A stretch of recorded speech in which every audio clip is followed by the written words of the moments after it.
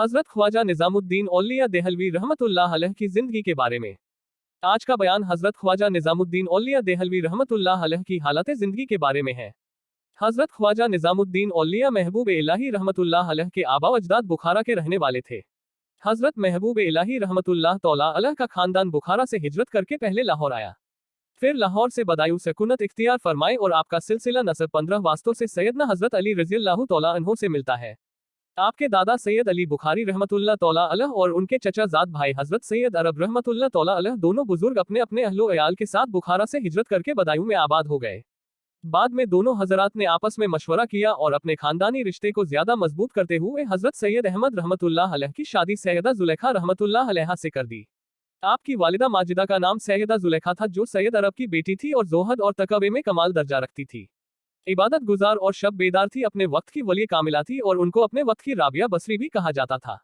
हजरत ख्वाजा निजामुद्दीन औलिया की विलादत बरोज़े बुध तारीख 27 सफर 636 हिजरी बदायूं में हुई। विलादत के बाद आपका नाम हुजूर नबी करीम सल्लल्लाहु तौला अलैहि वसल्लम के मुबारक नाम से मोहम्मद रखा गया। मगर दुनिया में आपने अपने अलकाबात से सुल्तानुल मशाइख, महबूब इलाही, सुल्तान उस सलातीन, सुल्तान उल औलिया और निजामुद्दीन औलिया से शोहरत पाई है। जब आपकी उम्र मुबारक 5 साल की थी तो आपके वालिद इस दारे फानी से रुखसत हो गए। आपकी तालीम, तरबियत और परवरिश की जिम्मेदारी आपकी वालिदा माजदा सैयदा जुलेखा रहमतुल्लाह अलैहा के ऊपर आ गई। आपकी वालिदा बहुत ही समझदार और दीनदार खातून थी। आप बड़े खानदान की बेटी थी। भाइयों ने चाहा भी कि अपनी बहन की माली मदद कर दें, लेकिन आपने इनकार कर दिया और अपने बेटे के लिए आप खुद कामकाज करके पैसा कमाती थी और उसी से घर की जरूरत को पूरा करती थी। हजरत ख्वाजा निजामुद्दीन रहमतुल्लाह तौला अलैह कम उम्र के होते हुए भी कभी खाने के लिए जिद नहीं फरमाया करते थे और सब्र और बर्दाश्त का मुजाहिरा फरमाते थे। जिस रोज घर में फाके की नौबत आती तो आप अपनी वालिदा माजिदा से खाना तलब फरमाते तो आपकी वालिदा माजिदा इरशाद फरमाती कि बेटा आज हम अल्लाह तौला के मेहमान हैं। हजरत महबूब इलाही इस वाकया का जिक्र करते हुए फरमाते हैं कि जब मेरी वालिदा माजिदा मुझसे ये फरमाती थी कि आज हम अल्लाह ताला के मेहमान हैं तो उनकी बात सुनकर मुझे बहुत खुशी मिलती थी और मैं इस इंतजार में रहता था कि कब मेरी वालिदा माजिदा यह इरशाद फरमाती हैं कि आज हम अल्लाह तौला के मेहमान हैं, इसलिए कि उनके ये कहने से मुझे जो खुशी और सुकून मिलता था वह बयान से बाहर है। आपकी वालिदा माजिदा ने आपको कुरान ए मुकद्दस की तालीम के लिए मदरसा में दाखिला फरमाया। बहुत जल्द आपने कुरान ए मुकद्दस को हिफ्ज कर लिया। इसके बाद और तालीम हासिल करने के लिए आप अपनी वालिदा माजिदा और अपनी हमशिरा और आपने एक अजीज रिश्तेदार के साथ बदायूं से दिल्ली तशरीफ लाए। दिल्ली में आप रहमतुल्लाह तौला अलैह ने अपने वक्त के बड़े बड़े बुजुर्गाने दीन से इल्मे दीन हासिल किया। आपने और कमाल दर्जे तक पहुंच गए, दीनी उलूम मुकम्मल हो गए तो आपको काजी उल कुदरजात बनाने के लिए लाहौर तशरीफ लाने को कहा गया। आप लाहौर में काजी उल कुदरजात की मसनद संभालने को तशरीफ ले जा रहे थे कि रास्ते में एक फकीर मजजूब बैठे हुए मिले। उन्होंने पूछा कि हजरत ख्वाजा निजामुद्दीन औलिया और बाबा फरीदुद्दीन गंज शकर रहमतुल्लाह तौला अलैह की मुलाकात। निजामुद्दीन कहाँ तशरीफ ले जा रहे हो? तो आपने जवाब दिया कि काजी उल कुदरजात बनकर मसनद संभालने जा रहा हूँ। तो उस फकीर साहब ने फरमाया कि काजी मत बनो, कुछ और बन जाओ। तो आपने पूछा कि कहाँ जाऊँ? तो उस फकीर ने कहा कि पाकपतन शरीफ जाओ। नाजरीन, उसके बाद हजरत फरीदुद्दीन मिल्लत, जिन्हें दुनिया बाबा फरीदुद्दीन गंज शकर रहमतुल्लाह तौला अलैह के नाम से जानती है, आप जब फरीदुद्दीन गंज शकर की खिदमत में पहुंचे तो फरीदुद्दीन गंज शकर रहमतुल्लाह तौला अलैह ने आपको देखकर आपका इस्तकबाल किया।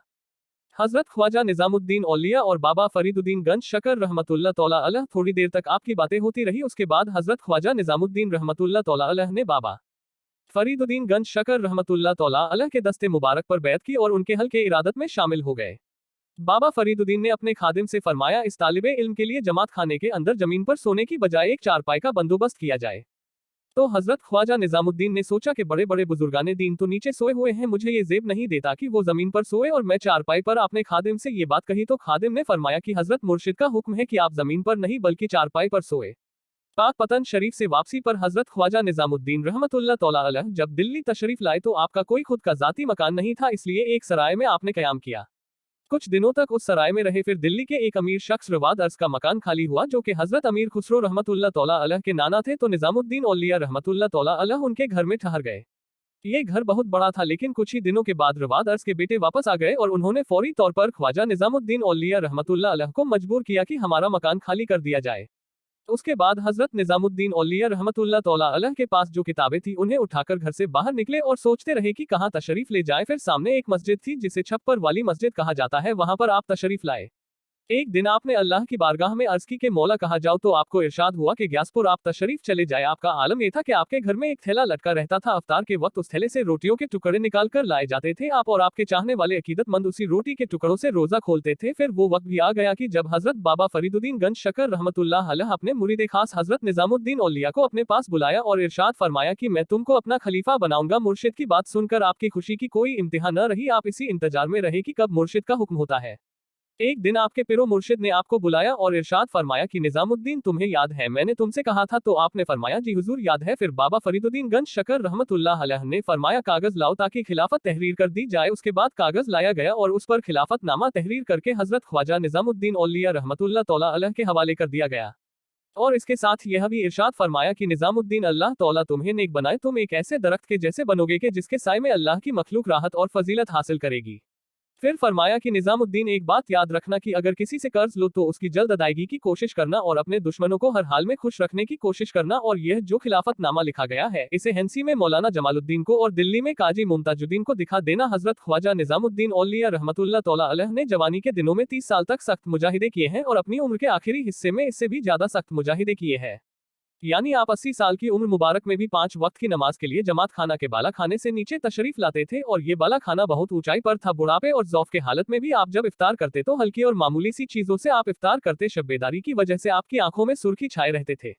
रात और दिन में फर्ज इबादत के अलावा 400 से 500 नफिल नमाजें आप पढ़ते थे और ज्यादा वक्त तस्बीह पढ़ने में गुजारा करते थे। अल्लाह रब्बुल इज्जत के जो नेक बंदे होते हैं अल्लाह उन्हें ऐसे मर्तबे अता करता है। हजरत निजामुद्दीन औलिया रहमतुल्लाह अलैह ने अपनी जिंदगी अल्लाह और उसके रसूल की मोहब्बत में गुजारी और अल्लाह ने आपको इतना बुलंद मकाम अता किया।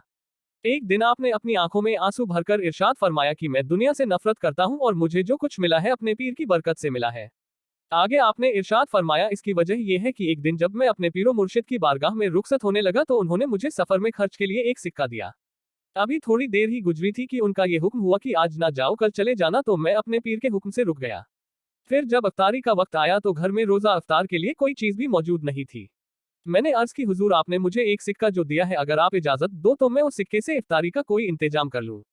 पिरो मुर्शिद मेरी इस बात से बहुत खुश हुए और मेरे हक में दुआ की और फिर इरशाद फरमाया कि निजामुद्दीन मैंने अल्लाह तला से तुम्हारे लिए थोड़ी सी दुनिया तलब की है।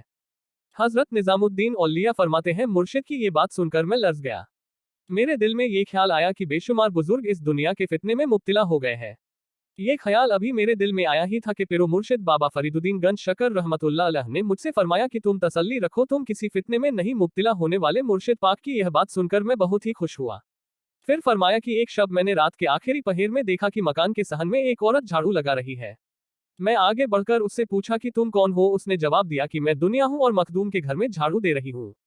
मैंने उसे डांटते हुए कहा कि यह फितने में डालने वाली मेरे घर में तेरा क्या काम है, जा मेरे घर से चली जाओ। उससे मैंने कई बार जाने को कहा लेकिन वो जाने का नाम नहीं लेती थी। फिर मैंने उसे गर्दन से पकड़ा और उसे खींचकर घर से बाहर निकाल दिया लेकिन वह फिर भी बार बार अपनी तरफ मुतवज्जह करती थी। अल्लाह रब्बुल इज्जत ने फिर वो वक्त भी अता किया कि आप खुद तो हमेशा रोजा रखने वाले थे लेकिन दोनों वक्त शाही दस्तरखान आपके यहाँ लगता और उस दस्तरखान पर अमीर और गरीब, शहरी, परदेसी, गुनाहगार और नेक सब एक साथ बैठकर खाना खाते और ले जाने की भी इजाजत थी। बहुत लोग खाते और खाना बांध कर भी ले जाते थे और हर तरह के खाने गरीब और अमीर के लिए दस्तरखान पर मौजूद होती थी।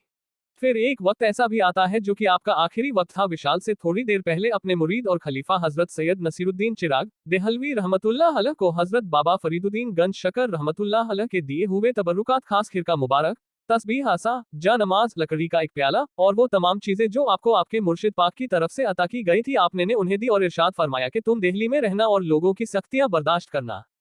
हजरत ख्वाजा निजामुद्दीन औलिया रहमतुल्लाह अलैह के विशाल का वक्त बिल्कुल करीब आ पहुंचा था। सारी रात आप पर गसी की कैफियत तारी रही। जब फजर की आजान हुई तो आप कुछ होश में आए और फजर की नमाज अदा की मगर बेहोशी की आलम और इस्तिगराक की आलम थी, इसलिए कई बार नमाज फजर अदा की। खादिम और आपके इरादतमंद आपकी खिदमत में हाजिर थे।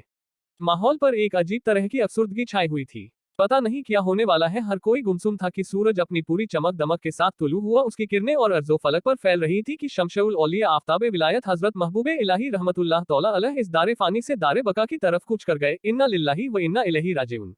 हजरत ख्वाजा निजामुद्दीन औलिया रहमतुल्लाह अलैह की नमाज जनाजा किसने पढ़ाई?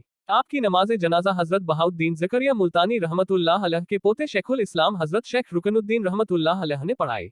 नमाज जनाजा के बाद उन्होंने इरशाद फरमाया कि आज मुझ पर यह हकीकत आशिकारा हुई है कि हजरत ख्वाजा निजामुद्दीन औलिया ने मुझे क्यों दिल्ली में रोक रखा था, हालांकि मैं 4 साल से मुल्तान जाने का इरादा किए हुए था। लेकिन हजरत मुझसे फरमाते थे कि आखिर इतनी जल्दी क्या है, चले ही जाओगे? तो मैं समझता हूँ कि आपके इसरार का मकसद सिर्फ ये था कि मैं आपके नमाज जनाजा की इमामत की सादत हासिल कर सकूं। आपके नमाज जनाजा में लाखों अकीदतमंद और मुरीदों ने शिरकत की, जिनमें औलिया किराम, उलमाए किराम, मशाइख हिज़ाम, आपके मुरीदीन, खुलफा खादिम और हर जगह के खास और आम लोग शामिल थे। हजरत ख्वाजा निजामुद्दीन औलिया रहमतुल्लाह अलैह की मज़ार शरीफ किसने बनवाई? हजरत ख्वाजा निजामुद्दीन औलिया आरे की मज़ार शरीफ किसने बनवाई? हिंदुस्तान का हुक्मरान सुल्तान मोहम्मद तुगलक भी आपके जनाजे में शामिल था और उसने आपके जनाजे को कंधा भी दिया। सुल्तान तुगलक आपके विसाल पर इस कदर रोया कि इस गम में उसे किसी भी तरह से करार नहीं आता था और फिर नमाज़े ज़ोहर के बाद आपको उसी जगह पर दफन कर दिया गया जहां आज आपका मज़ार शरीफ है। आपके अकीदतमंद सुल्तान मोहम्मद तुगलक ने आपके मज़ार मुबारक की खूबसूरत और आलीशान इमारत तामीर करवाई और उस पर एक गुंबद भी तामीर करवाया। आपका मज़ार शरीफ दिल्ली में है। आपने शादी नहीं की थी, इसलिए आपकी कोई औलाद नहीं थी और रूहानी सिलसिला आपका पूरे हिंदुस्तान में फैला और अभी तक जारी और सारी है और कयामत तक जारी और सारी रहेगा। क्योंकि अल्लाह रब्बुल इज़्ज़त ने इरशाद फरमाया, अरबिक, अल्लाह के औलिया को इस दुनिया में भी कोई गम और खौफ नहीं और ना ही आखिरत में वो गमगीन होंगे। दोस्तों, ये थी हजरत ख्वाजा निजामुद्दीन औलिया रहमतुल्लाह अलैह की हालत जिंदगी के बारे में कुछ वाकयात जो कम अल्फाज में मैंने आपके सामने रखी। हालांकि मैं उस काबिल नहीं कि मैं उनके मर्तबे को बयान कर सकूं, फिर भी मुझे जितनी जानकारी मिली उस हिसाब से मैंने जो कुछ भी लिखा। अगर इसमें कोई गलती हुई हो तो अल्लाह रब्बुल इज़्ज़त माफ करे और दुआ है अल्लाह रब्बुल इज़्ज़त हमें भी अपने औलिया के नक्शे कदम पर चलने की तौफीक अता फरमाए। आमीन।